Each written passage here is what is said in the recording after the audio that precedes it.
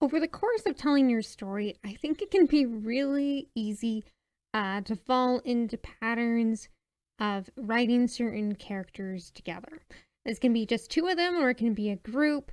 But whatever the reason is, I find that these characters I just really, really love, and they connect on different things like music, or I don't know, maybe they really like sunny weather together, and maybe they're a similar age, perhaps they are even childhood friends. But for whatever reason, I really like their dynamic, and it's so tempting to keep on writing it. However, I've also found that sometimes their interactions can get a little bit stale.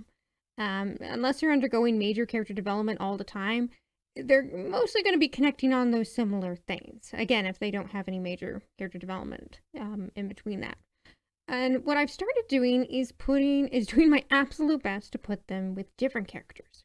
Let's say character C in this case is younger than character A.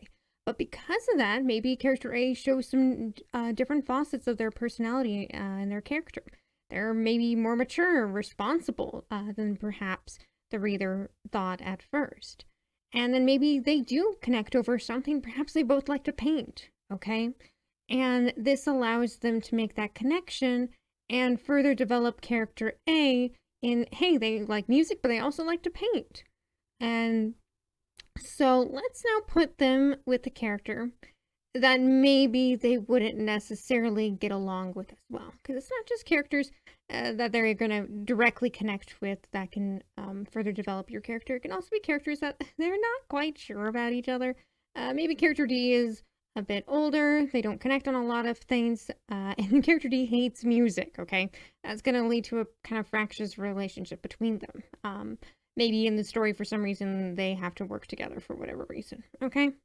However, I think you can still make it work, and not to say that you can't have characters not like each other, that's totally okay. But let's say in this case, they find some reason to bond, and that is through cats. I don't know, maybe they have to rescue a kitty together, and they kind of realize, hey, maybe so-and-so is actually not so bad. Hey, if they like cats and I like cats, maybe they're pretty great, okay? It might not be the strongest bond, but at least they can connect over something. But again, it doesn't necessarily have to have all your characters like each other. In fact, I think having a variety is good. But then, after you have this big variety and you get to learn so much about, in this case, character A, and you get to put them back with that character maybe you like to put them with, there's a lot more things that you can do with their dynamic because you have learned more about them and likely character B as well from their interactions with different characters too.